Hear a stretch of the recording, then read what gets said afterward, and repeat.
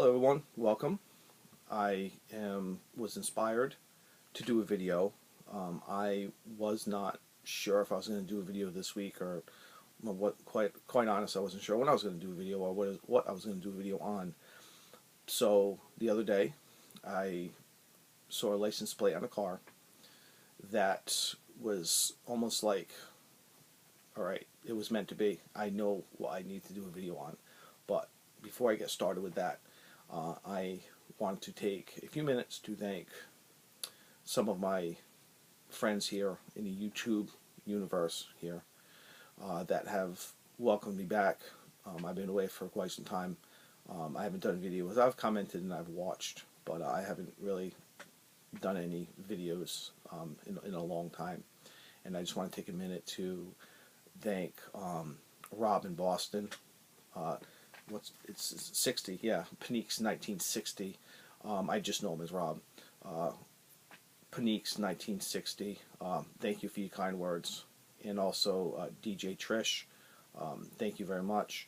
And also Dimebag Dave, who doesn't make videos, post them on YouTube, but he has been, at least for me, has been there from the beginning.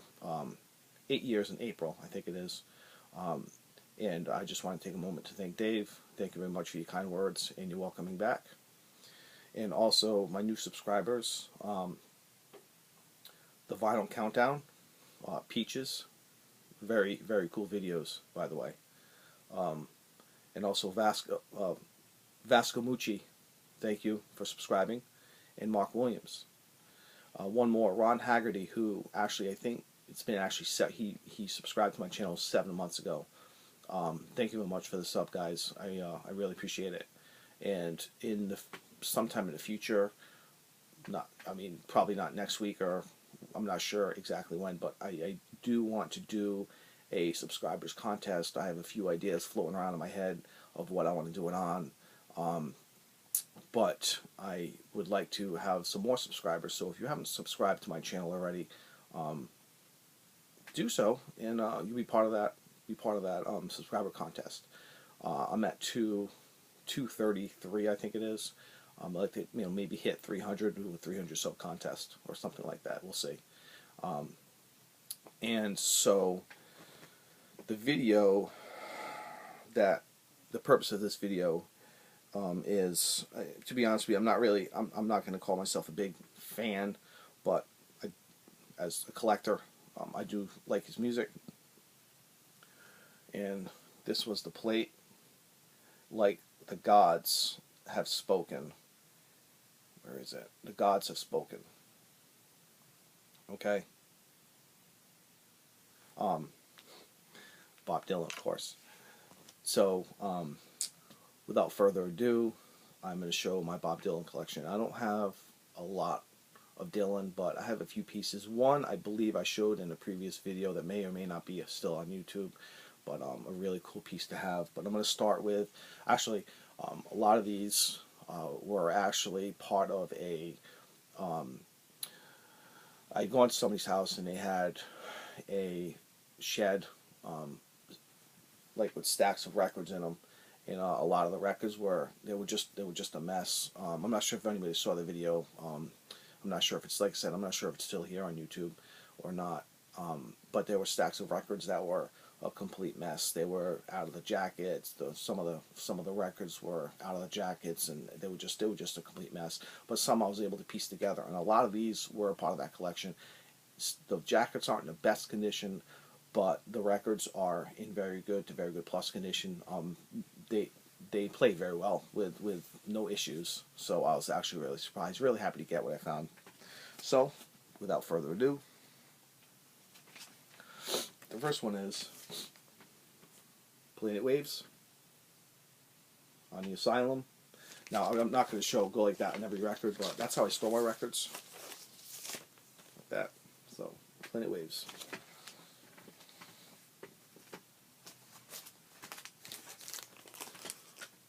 Bob Dylan. I will show this because it's the original, the Columbia 2i.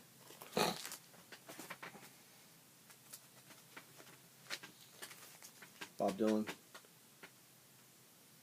That's the original Columbia 2i as well. This is self-portrait. Back here.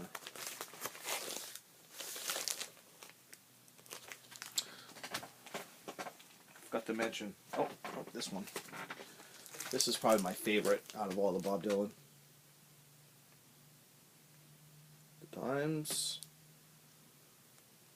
are a-changin'.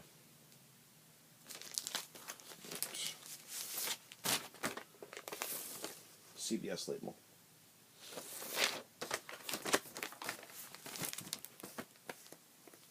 I'm a little slow. I just woke up a little while ago, and I got a smashing headache, but I want to do this video. Okay. Hard Rain.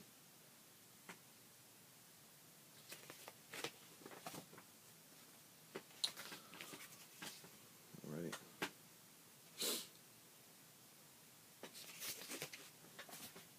I actually have two of this next one. One is an original. It's the Bob Dylan Freewheelin', and that one's the original 2i. And this one is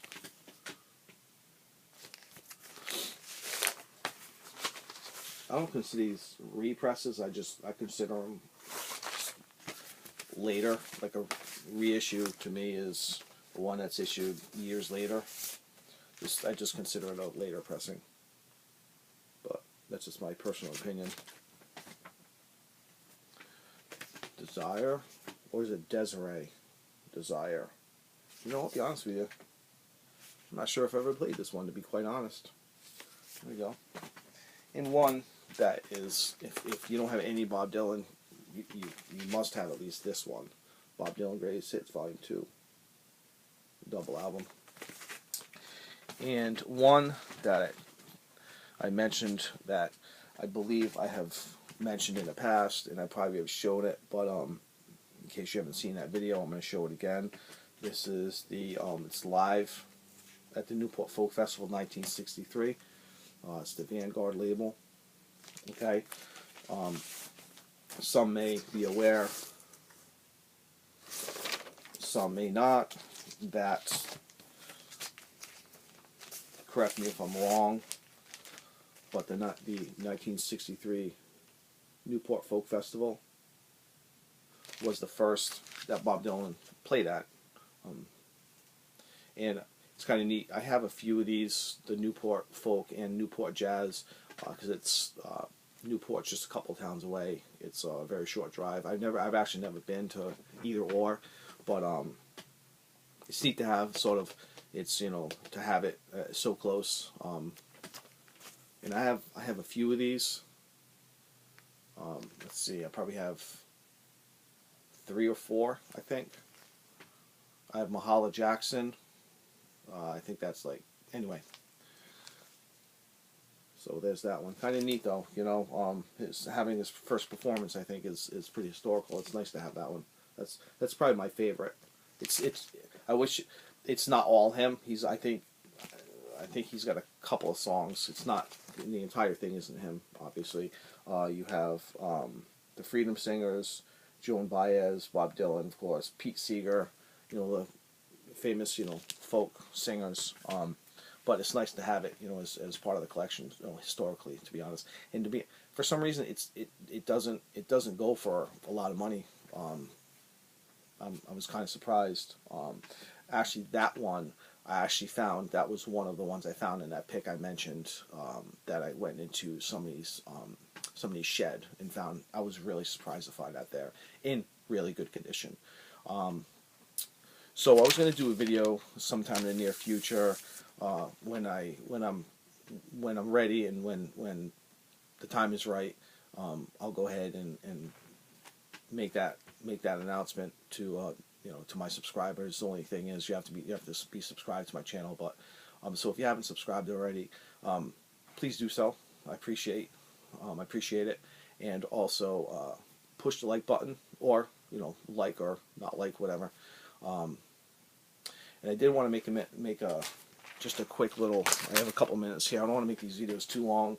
I find myself watching videos that are too long, and I take a break in between, and sometimes I don't always go back because I'm so busy with other stuff. So I like to make my videos short. So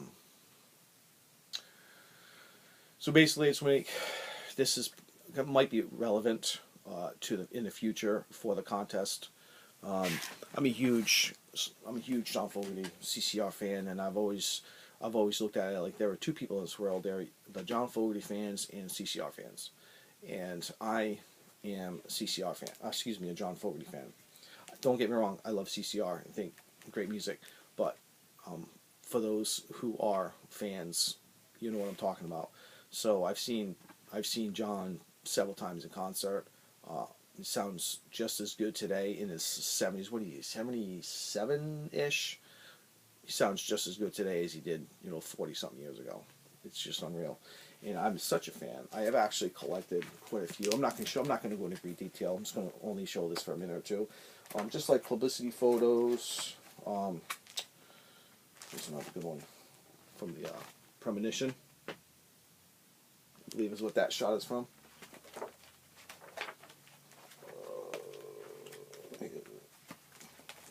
John Fogerty and Duke Tomato. These are all originals.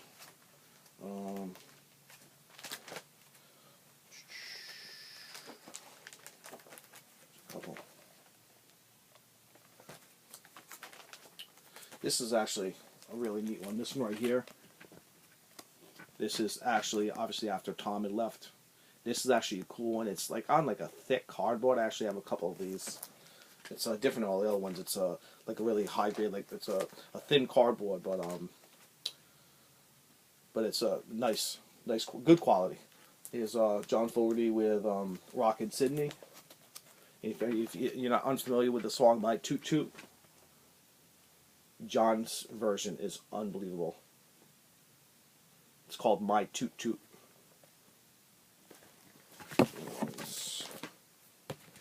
So yeah, I'm not going to go into great detail. If you're interested, maybe I'll make another video on some of these. I actually have a publicity photo that is kind of baffling. I'm not too sure on this one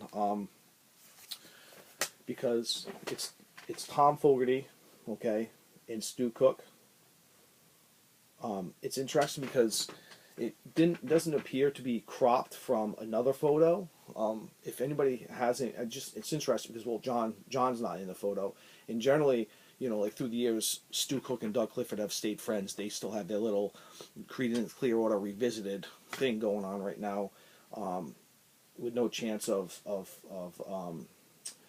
having a future with John. But this photo is interesting because it's only Tom and Stu Cook, and I found out if anybody has any information, I have found nothing on it. So that's a really cool piece. Here's the other one I have framed. Again, really, really cool. It looks like kind of like a off color, like it's not clear. It's like it looks old. It's yellowish, but I think that was the purpose. It's almost yellowing.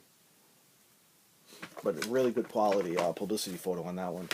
This right here, this is my. I have so many of these framed but I'm just showing my favorite ones right now. This one is my favorite out of all of them because it's an early. It's probably one of the first. It's obviously from their first album because they're wearing some of the same clothes that they wore on the cover of their debut album. So it's there is Tom. There's Doug Clifford with his it's not an infantry hat, but he's got his looks like captain bars, and it's the same hat that he's wearing on the debut album. And there is Stu Cook and John, of course. So, but yeah, been a big fan for years. Just thought you might want to know, just kind of getting back into the game and kind of letting my new subscribers know who I am, where I'm coming from. And like I said before, if you haven't subbed to my channel, if you like what you see, feel free to subscribe, make comments, hit the like button. I appreciate everything that you guys are saying, and I really appreciate